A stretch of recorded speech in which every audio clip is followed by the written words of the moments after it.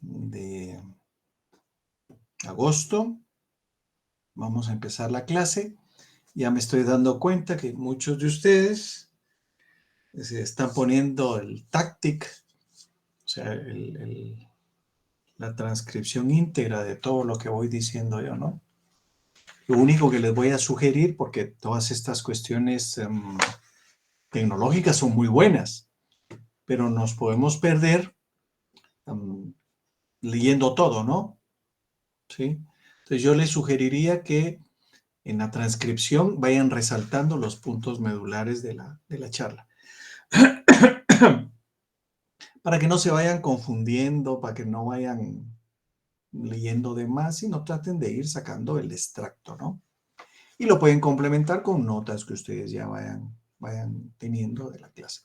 Hoy vamos a hablar de un nuevo tema, es el tema de los procedimientos civiles, el processium ius civiles, que en algún momento de la historia de Roma fue tan importante que le dieron más interés a resolver los conflictos que a definir figuras que después lo hicieron.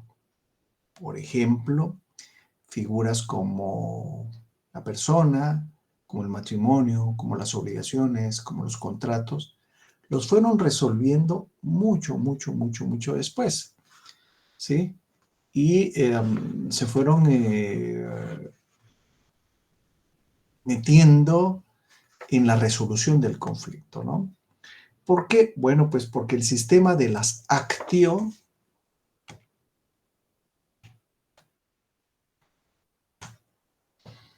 acciones, actio quiere decir acción. Cuando vemos la traducción al español y vemos el diccionario, actio quiere decir ir hacia adelante, ir a la siguiente etapa o promover a lo segundo.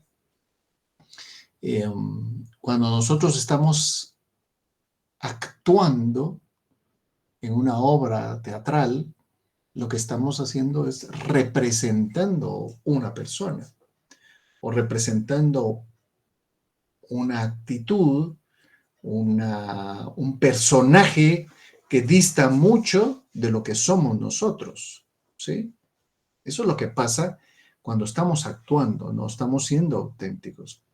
Sin embargo, en el mundo de las actio, de las acciones, lo que se pretendía era el poder del Estado de resolver un conflicto. Yo les ponía un ejemplo en alguna de las clases que cuando dos personas se pelean, bueno, pues se resuelven el asunto ellos. Pero cuando son 1000 contra 1000, entonces alteran la paz social. Y al alterar la paz social, alteran el sistema. Y esto del procedimiento civil era un sistema de acciones, ¿sí? Era la acción del poder jurídico de perseguir y resolver lo debido dentro de Roma. Y hay una palabra importante que en Roma fue trascendental, la iuris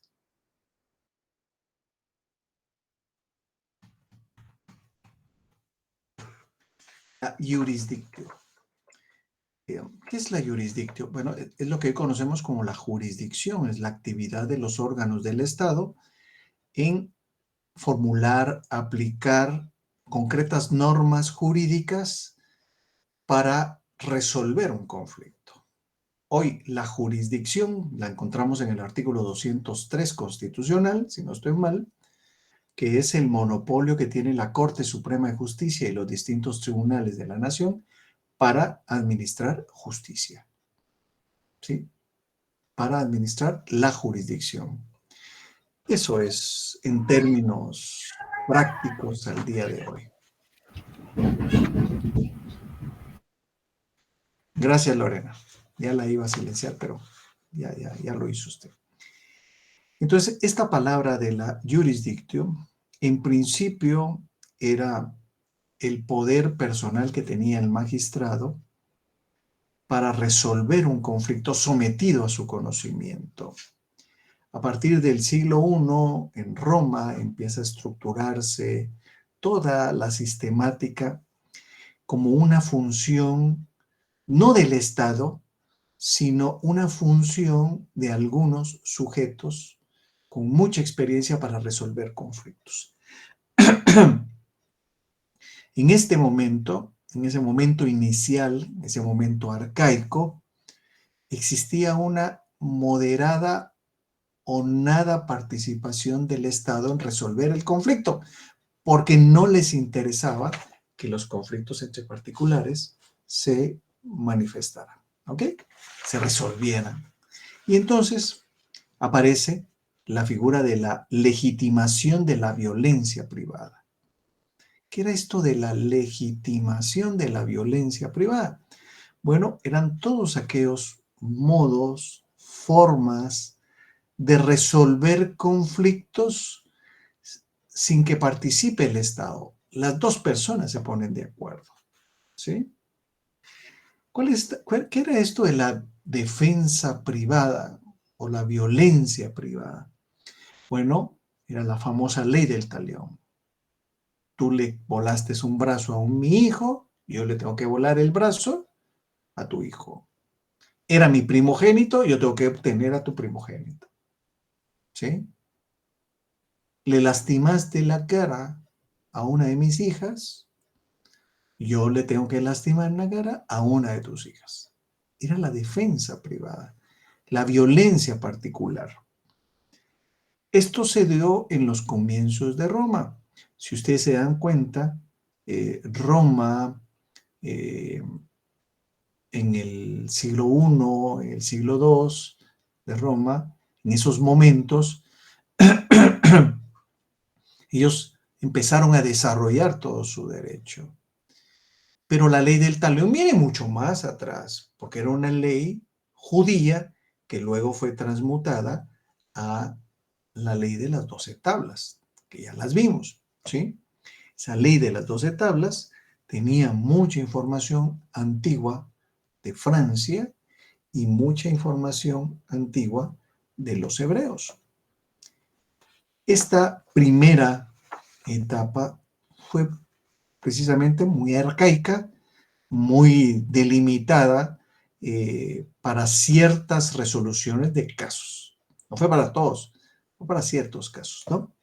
Pero les ponía el ejemplo de lo que sucedía. En la segunda, se da una intervención mesurada del Estado, porque las partes así lo sostenían, ¿no? Y era necesario resolver, disciplinar, amainar un poco la defensa privada, accionando métodos que llevaban a un encuadre jurídico que podían restaurar un poco la paz social. Y aquí es donde nace otra figura que hoy en día, aquí en Guatemala, la vanagloriamos como las normas más modernas que tenemos, que era el arbitraje, que hace 2500 años lo tenían los romanos, pero hoy decimos, miren, pero es que esto ya es muy moderno, esto ya es lo último, la panacea, ¿no? Pues si los romanos hace 2500 años lo tenían y utilizaban mecanismos ordálicos para el análisis de las pruebas y una etapa probatoria muy incipiente, ¿no? ¿Qué quiero decir esto con procedimientos ordálicos? Ordálicos de las famosas ordalías, los mecanismos teocráticos que servían para resolver asuntos. Un fugarón, si pasaban los 10 metros del fuego y no se quemaba, era inocente, pero si se chamuscaba, era culpable. Entonces, se utilizaban esos mecanismos involucrando a la naturaleza para resolver asuntos. El tercer encuadre, era un poco la intromisión del Estado en la resolución de los conflictos exclusivamente a través de mecanismos reales, tangibles, regulables a través de una lex que desarrolló absolutamente toda esta sistemática, y los proyectos privados que se sostenían antiguamente empezaron a resolverse a través de estos mecanismos. El primer mecanismo, que es el que vamos a tratar de ver hoy, o tratar de agotarlo hoy por lo menos, era el de las acciones de la ley. Las acciones de la ley se llama la legis actiones. Las acciones de la ley eran acciones, o sea, actitudes, modos de actuar, en donde se aludía a gestos, a palabras solemnes, a oraciones rituales, so pena de perder el proceso. Era muy riguroso, se prescribía a través de una lex que antiguamente se le denominaba en el ámbito religioso como ius. Ius quiere decir derecho. Y como decía Marco Aurelio en uno de sus enunciados, el derecho, el hacer lo correcto, hacer bien las cosas, eran elementos principales en la Roma inicial, en la Roma arcaica, que todo esto fue traspasándose de etapa en derecho. Derecho, sí, ius. Aparte, vamos a encontrar en los libros una palabra que es así, jus, ¿sí? Que tiene una connotación similar, pero va más dirigido como al derecho propio de los sujetos, no como al fin teleológico de la justicia, ¿no? El hacer correctamente bien las cosas. Esta legis actiones, o el modo de actuar, fue muy importante. Lo primero que hizo, o lo que primero que el sistema proveyó, fue una división de las acciones. Y empezó a clasificar las acciones importantes, ¿no? Las acciones in rem,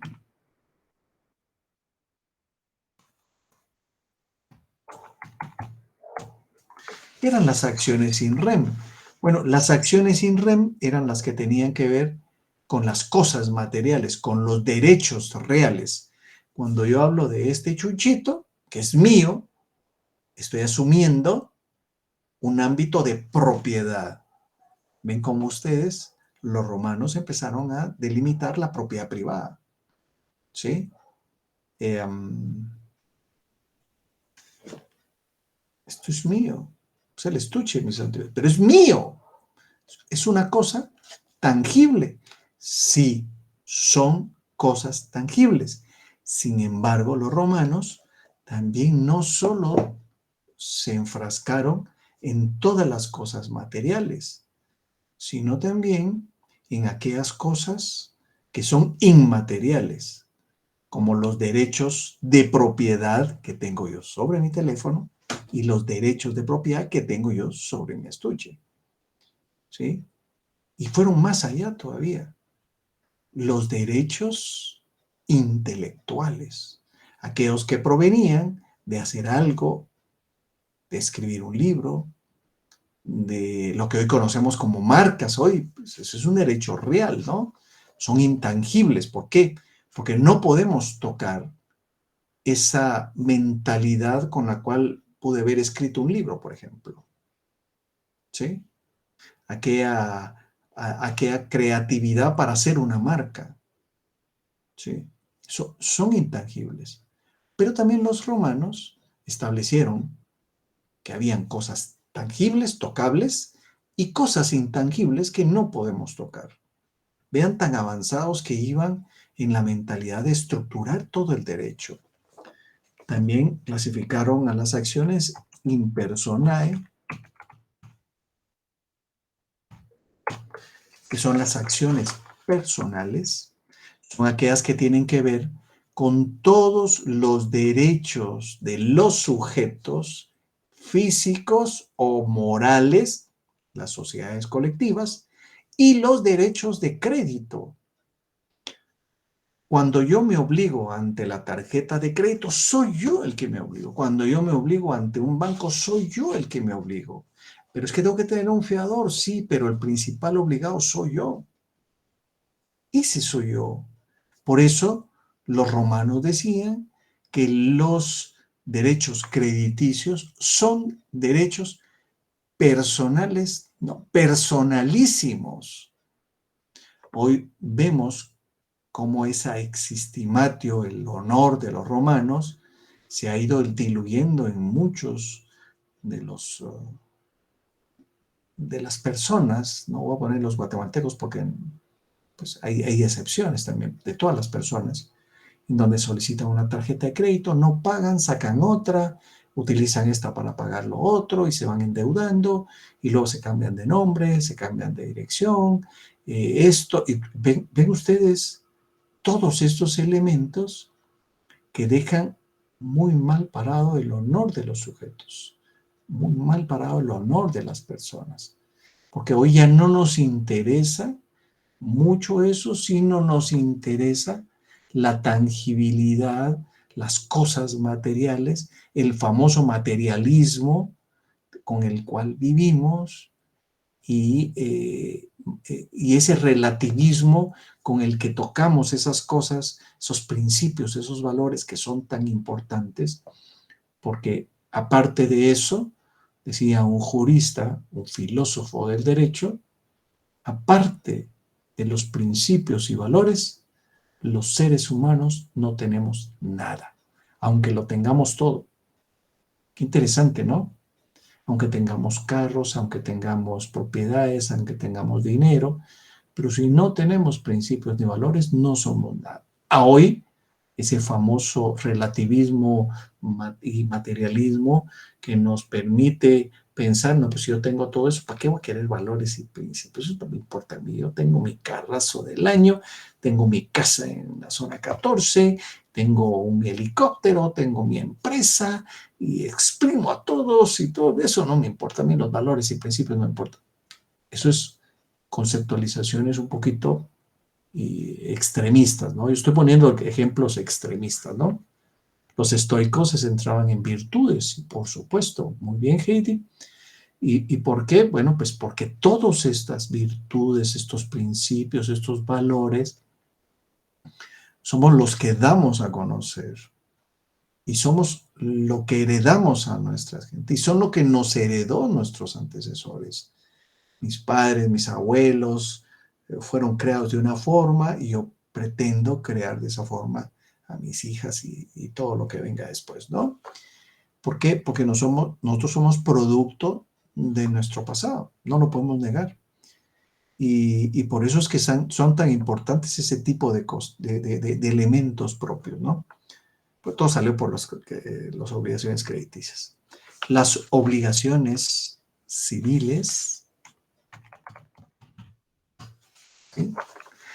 Que eran las obligaciones fundadas en el derecho civil, que tenían la característica de ser en cuanto a su aplicación solo y exclusivamente a los romanos, a las personas que habían nacido en Roma, a los sujetos que habían nacido en el territorio romano, que esto posteriormente se fue cambiando y el jus civil fue yéndose a aplicar al jus gentium, a los peregrinos, a los agnados, a los coloni, a todos estos sujetos que de alguna u otra forma pertenecían a la estructura del derecho romano.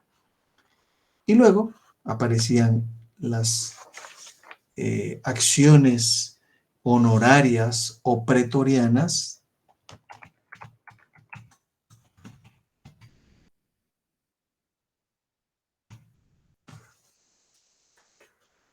Estas eran aquellas acciones introducidas por un pretor, fundamentalmente el peregrino, para resolver conflictos. Estas acciones eran importantes al principio y luego fueron importantes en las últimas etapas del derecho romano. Y por último, las actio in factum. Todas estas eran actio. actio in rem, actio in personae, actos civiles, actos honorarios y las actium in factum. ¿Sí? Hoy hay un medicamento que siempre me acuerdo del medicamento que se llama Fastum, ¿no? Es como algo para los dolores. ¿Sí? Infactum. ¿Qué quiere decir infactum? Factum quiere decir hechos, de acuerdo a los hechos. A veces las acciones se extendían al derecho civil, a situaciones comprendidas específicamente en cada una de las lex que eran creadas para esto y resolvían situaciones de injusticia. A esto se refería a esto, ¿no? Las actio in factum lex Aquilia, por ejemplo, ¿sí? Resolvía situaciones de injusticia promovidas o generadas por la ley de Aquilia, ¿no? Y entonces así vamos encontrando todas estas actio que de alguna u otra forma fueron resolviendo conflictos. ¿A qué se refiere entonces el sistema de las legisacciones?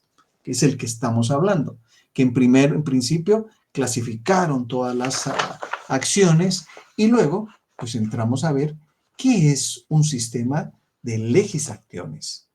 Bueno, estas legisacciones se basaban en tres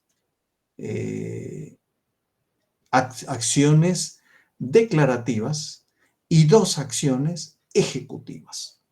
¿Qué tenía que ver las acciones declarativas? Son aquellas que tienden a resolver una controversia a través de la declaración de algún derecho de alguno de los sujetos. Vamos a poner un ejemplo de una acción declarativa al día de hoy. Divorcio.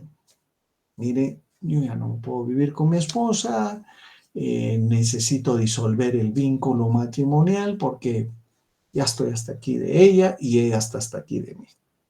Me voy a un tribunal, presento un juicio ordinario por causa determinada, voy ahí hasta a juicios express, dice, ¿no? Pero bueno, ¿qué es lo que declara el juez? Al final, si se logran presentar las pruebas y los argumentos de los sujetos y si quieren divorciarse a los dos. ¿Sí? Bueno, va a declarar disuelto el matrimonio. ¿Sí? Esa es una declaración. Pero no solo eso declara. ¿Sí? Bueno, si hay bienes, ¿a quiénes le quedan los bienes? Declara. Si hay hijos, ¿quién se queda con la custodia de los hijos? ¿Y cuánto tiene que pagar en pensión alimenticia el otro? ¿Sí? La relación de los hijos también se tiene que establecer en esta declaración. Y van a ir saliendo un sinfín de derechos producto de la disolución del matrimonio. ¿Sí? A esto se refiere. Y las dos acciones ejecutivas son aquellas que son tendientes a la ejecución de una sanción jurídica que ha sido establecida previamente a través de un contrato o a través de una orden, de un proceso de declaración. Por ejemplo, una deuda que no se había pagado y que se incumplió la sentencia por la cual se ordenaba el pago, ¿sí? Se podía ejecutar. Similar a lo que sucede hoy. Vengo yo y saco un crédito en el banco X, pero no pude pagarlo y di de garantía mi casa. Entonces viene el banco, me notifica y no tengo dinero. Entonces me dice, mire, entonces voy a tener que ejecutar la casa. Dele, no tengo dinero. Ejecuta la casa, el monto de bueno, me la ejecuta y me va al remate. En la audiencia del remate hay alguien que propone una cantidad de X y el banco se hace pago de la deuda más los gastos y el excedente se me entrega. Tengo que entregar la casa y me llevo mi pistillo, lo poquito, mucho, no sé, que me lleve, se acabó. Esa es una ejecución. Pero también la ejecución puede tomarse a través de medidas precautorias. Si yo no pago una deuda de tarjeta de crédito, lo más probable es que me embarguen el salario. Lo más probable es que me embarguen la casa. Lo más probable es que me embarguen el vehículo. O lo más probable es que me embarguen la empresa, si es que tengo. ¿Ya? Esas son medidas precautorias que se dan dentro de un juicio ejecutivo. Eso es. Vean los romanos cómo estaban de adelantados para ese momento histórico de crearlas. Entonces, vamos a ir viendo cada una de las acciones. El día de hoy, esa va a ser la tarea. Vamos a tener. Sí, sí, Ana. Perdone, solo me podría, perdone, licenciado, decir qué significa infactum. Es que se me perdió la señal del internet y no escuché. Hechos, Perdón. hechos, hechos. Gracias. De los hechos. Acciones sobre hechos. Eso quiere decir infactum. ¿Ok? Bueno, primera acción declarativa. Legis actium sacramentum.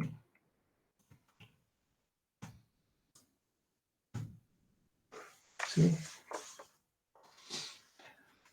Estos, las leyes, las acciones de la ley sacramental. Eso quiere decir. ¿Y qué es un sacramento? Bueno, pues es algo que tiene origen en lo divino, pero que se debe de cumplir. No es algo facultativo, es algo obligatorio. Un sacramento es algo sagrado que debe de cumplirse. ¿Ya? Acción de ley sacramental. Sí, sí es correcto. Legis actio sacramentum. La acción de la ley sacramental. No, pero ahí dice, usted puso sacramental, no, es sacra, de sacro, de santo. ¿Sí? Sí, porque sacramental sería otra cosa, ¿no? Sacar la cara mental, ¿no? Pero no, no es eso, es sacramental. Si quieren se lo pongo aquí. Perdón. No tenga pena, todos nos equivocamos, Ay, Odalis. bien. Gracias, Bueno, licenciado. esta legislación sacramental era una acción que era adaptable a cualquier controversia que ya la están molestando, mire Odalis, ya vio, porque María José Sí, la copió licenciado. antes, pues ya vio. Qué Bueno, pena.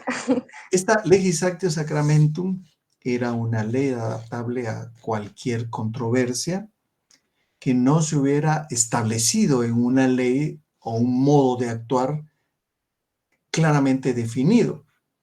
¿Por qué? Porque en origen era un juicio de Dios, porque tenía esta vinculación teocrática. Los juicios eran de origen divino, vinculados siempre a un Dios. Esta es la más antigua de las 5 acciones de la legis actio, y en los primeros tiempos no existía una clara distinción entre lo jurídico y lo mágico religioso, ¿sí? Si caía un asteroide, por ejemplo, pequeño, era porque Dios estaba hablando, o el dios Marte había enviado ese asteroide de fuego para demostrar su poder, y entonces había mucha vinculación entre lo teológico de los dioses y lo mágico, en donde aparecía algún personaje echando agüita o echando un aceite y envenenando a una persona, ¿sí? O levantándose y levitando como una cuestión mágica, sobrenatural, que era algo que no se tenía muy claro entre lo mágico, lo religioso y lo jurídico. Las partes en pleito deberían de presentarse ante el magistrado con un animal que lo prestaban o lo presentaban en sacrificio. Se llevaba un ternero, una vaca, una oveja, no sé. Eh, si lo que se tenía en juego o en valor, en discusión, era un valor de 1000 haces, que era la moneda de ese tiempo, el animal que se debería de sacrificar debía por lo menos valer la mitad de la deuda, o sea, 500 haces. Si la deuda era de 100, el animal debería de costar por lo menos 50. ¿Sí? Y se sacrificaba, no se sacrificaba, sino el valor sacramental era del animal. ¿Sí? Si se trataba de una cuestión menor, se tenía que entregar un animal menor, un animal más pequeño, ¿sí? Un chivo, una oveja, un ternerito chiquito, ¿no? Entonces se oficiaba en ese momento, en el tribunal, un rito sacramental del animal. Se partía la mitad y se sacaban las vísceras. Y dependiendo de si la víscera iba a la diestra o a la siniestra, ¿sí? O a la izquierda, a la derecha o a la izquierda, era el derecho que tenía la persona. Si yo estaba del lado derecho y me caía ahí todas las tripas, yo tenía razón. Pero si se iba al lado izquierdo, a la siniestra, y ahí estaba el otro, este era el que tenía la razón. Y el juicio se daba por perdido a quien no le caían las vísceras. Y podía suceder que el magistrado también no aceptara el animal, por lo que las partes debían de llevar otro animal que no estuviera manipulado para que él pudiera calificar esto. ¿Sí? Más tarde, en la época de la República, dejaron de hacerse sacrificios y se entregaba dinero a los pretores en depósito, ¿no? Porque estos actuaban ad honorem, entonces se entregaba en depósito dinero para que había que entregárselo a la persona que ganaba el juicio. Los magistrados en ese momento realizaban su tarea sin remuneración, porque eran, como lo vimos en la clase anterior, los magistrados eran cargos honorarios. Lo que les daba era poder, presencia frente al emperador, frente a la gente los admiraba, los respetaba, hasta los cuidaba y les daba regalos precisamente porque creían que la función honorífica que estaba realizando un funcionario público era de reconocerse, ¿no? Hoy vemos a la función pública como un recaudo para enriquecerse, ¿sí? Y en ese tiempo no. En ese tiempo los funcionarios tenían cargos honorarios. ¿Por qué? Porque eran patricios que tenían dinero y que lo que hacían era para generar un estatus frente a la sociedad. Esta era una acción muy importante, fue la más antigua, la que de alguna u otra forma empezó a utilizarse, pero se dan cuenta ustedes que no obstante tenían una vinculación muy religiosa, también caía en lo ordálico, ¿no?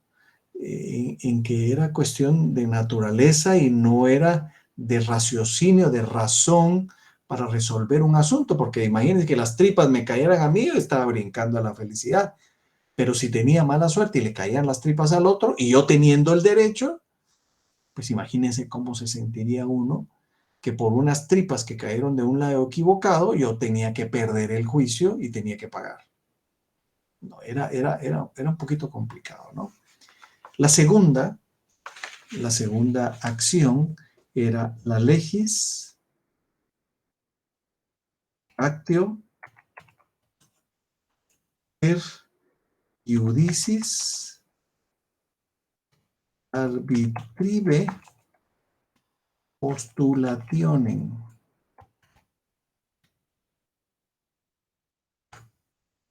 ¿Sí? ¿Qué quiere decir esto? La acción por juzgar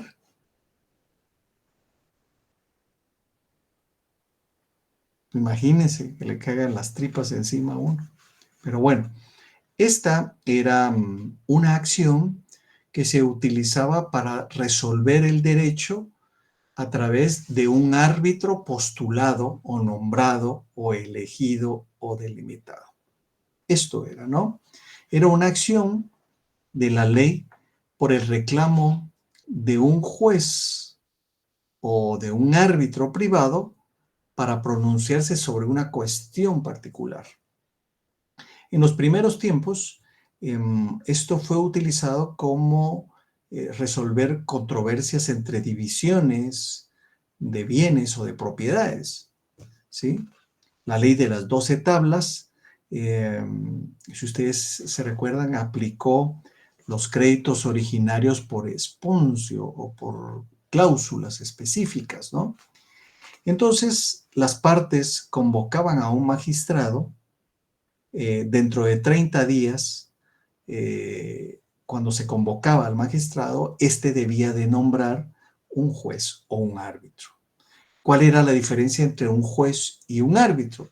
Bueno, un juez en ese momento realizaba exactamente las funciones de un árbitro. Resolver el asunto, ser un amigable componedor y proponer fórmulas ecuánimes de resolver el asunto. ¿Sí? Este árbitro resolvía las cosas como un buen padre de familia. ¿Sí? Un buen padre de familia donde están dos hijos peleándose, llega con la más, el padre mesurado, separa a los hijos, les habla cordialmente. ¿Cómo llega la madre a resolver ese asunto? No hay nadie que opine de esto.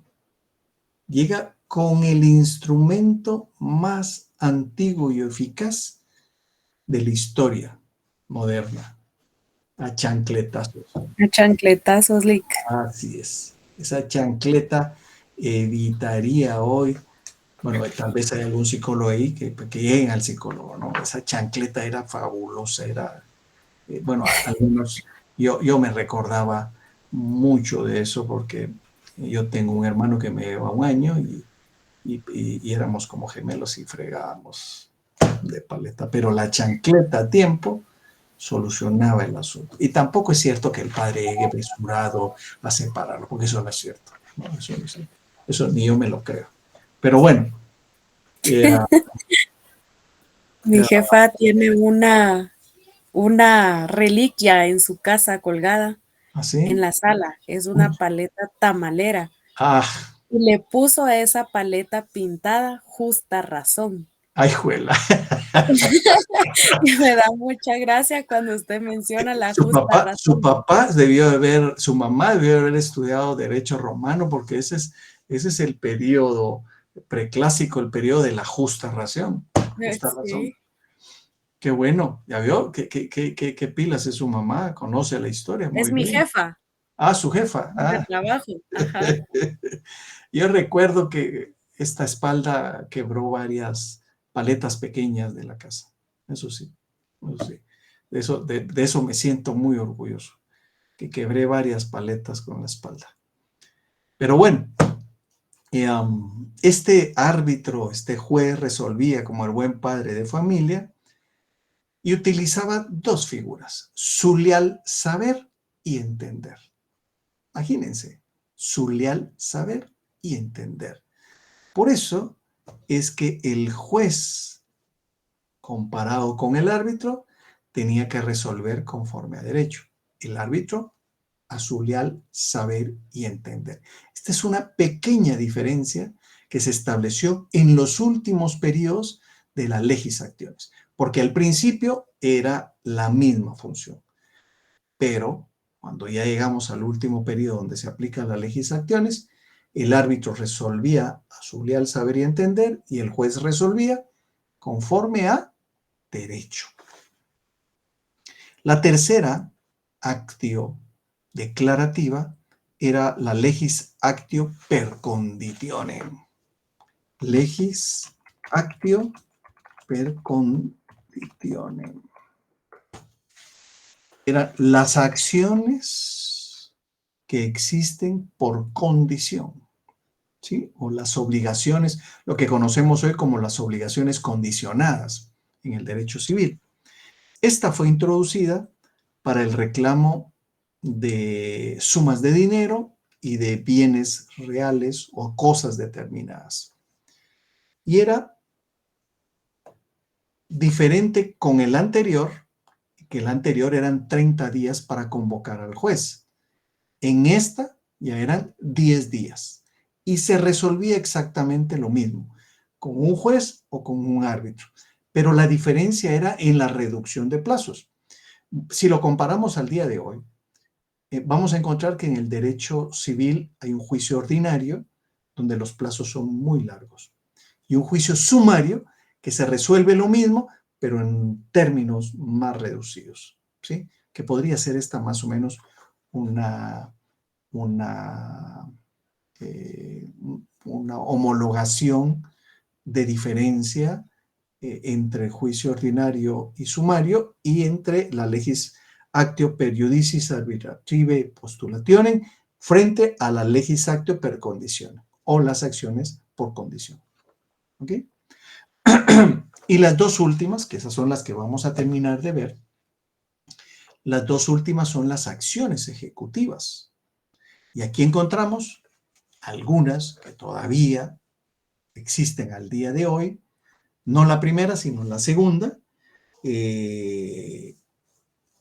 Bueno, tal vez las dos existen al día de hoy, ¿sí? La primera es la pignoris capio. La pignoris capio o tomar las cosas en prenda se llevaba a cabo por un magistrado. Consistía en tomar en prenda una cosa del patrimonio del deudor. Como hoy se hace la prenda, miren, yo debo 200,000 quetzales, pero tengo una máquina con la que trabajo en la imprenta. La doy en prenda, ¿sí? Y la entrego y se queda en legítima posesión. La máquina vale más de 300,000 y yo tengo la deuda de 200, ¿sí? Más o menos así funciona la prenda. Es un poquito más alto el valor de la prenda para que tenga una exigencia del cumplimiento de la obligación, ¿sí? Se tomaban las cosas del deudor. Uno de los ejemplos es cuando un soldado estaba en campaña, estaba fuera del territorio romano y no había cobrado su sueldo. Ustedes saben de dónde viene el sueldo. La palabra sueldo viene de un latinazo que es soldada, ¿sí? La soldada era la cantidad de dinero que se le pagaba a un soldado por su trabajo, ¿sí? Y ahí viene la palabra después, sueldo, ¿sí?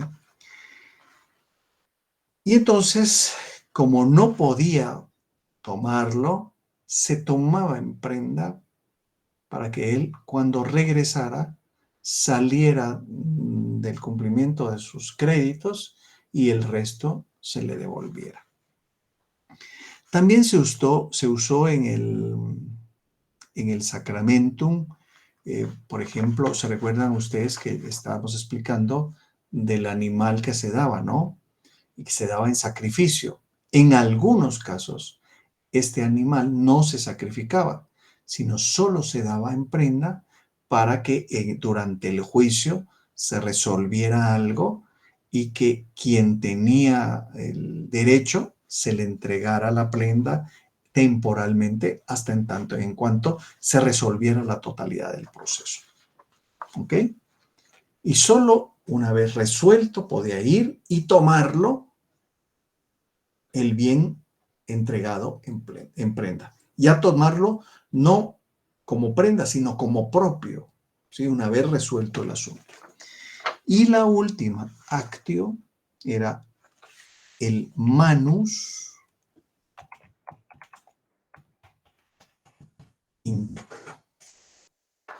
quiere decir inyectar la mano, ¿no? Sí, no, porque esa es otra cosa. No, quiere decir, manus inyectio, quiere decir echarle la mano a alguien. ¿Se recuerdan que en la ley de las 12 tablas decía, si debe, tráigalo, y si no, perdón, llévelo, y si no, échele la mano y tráigalo a la fuerza, ¿sí? Manos inyecto quiere decir echarle la mano a alguien, agarrarlo del buche y llevarlo al tribunal. Eso quiere decir, ¿sí? ¿Y qué era esto entonces? Era en la época primitiva, en caso de incumplimiento, se permitía que el acreedor tomara al deudor y se lo llevara al tribunal para que fuera declarado que le debía, ¿no? Y luego, dentro de los 30 días siguientes, este debía de reconocer la deuda. Si no, podía pagar él, podía nombrar a otra persona. O un vindex. ¿Qué es un vindex? Vindex quiere decir fiador. Fiador, que es el que cumple la deuda en lugar del acreedor principal. Este garante podía hacer o promover un nuevo juicio. Si lo ganaba, todo lo que había entregado en primer momento se le tenía que devolver, ¿sí? O si se pagaba, el vindex podía repetir en contra del deudor principal, ¿sí? Precisamente para recuperar la deuda. Es más, si no cumplía con la deuda, él podía ser llevado al mercado y vendido, el deudor. Podía ser vendido él y su familia. Y solo hasta que estuviera satisfecha la deuda, podía recobrar su libertad, porque él era vendido como un esclavo. Pero si satisfacía la deuda, podía recuperar la libertad él y su familia. Por lo tanto, a los acreedores tenían una fuerza por la cual podían exigir efectivamente por cualquier medio que se les pagara. Sí, Blendy. Una preguntita, Lick. Eso del Vindex, ¿en qué momento era que aparecía con el, o sea, se acercaba al deudor o cómo era que... En el manus inyectio, cuando él ya estaba ejecutado, él podía llevar un Vindex al juicio, ¿sí? Como un garante, un fiador, ¿sí? Que decía, mire, si yo no cumplo la deuda, aquí está este, ¿sí? Lo que hacemos con la tarjeta de crédito. Lo que hacemos acá en los bancos. En los bancos, un fiador, o es más, a veces hay hasta lo que se llama sustitución de deudor.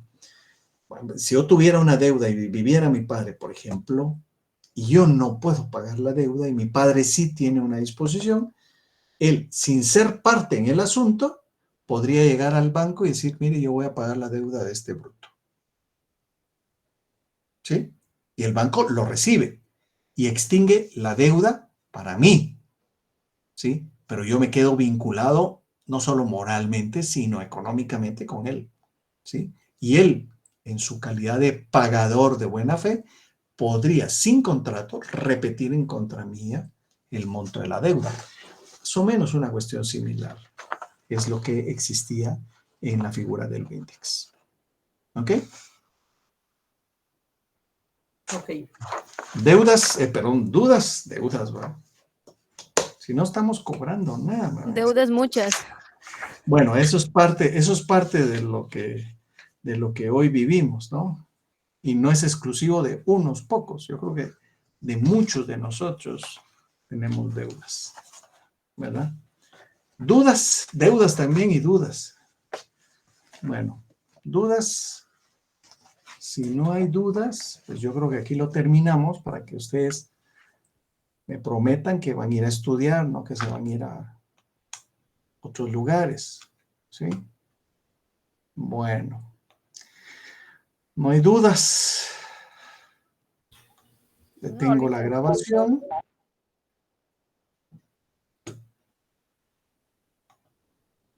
Perdón, licenciado. Solo el manus injectio en el libro que tengo dice iniectionem, pero no sé si será lo mismo.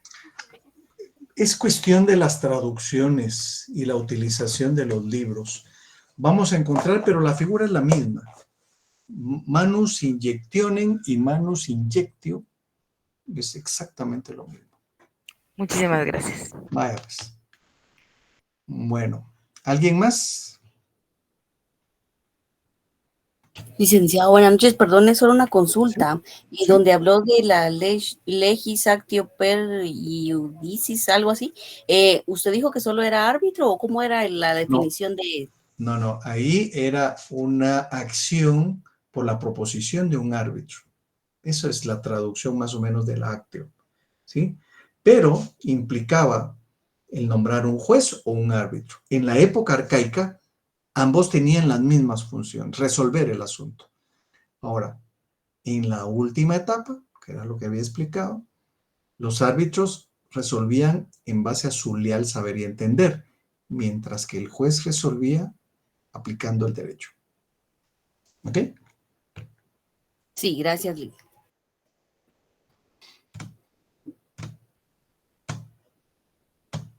Dice Fabián Herrera, prometido. No sé qué querrá decir Fabián.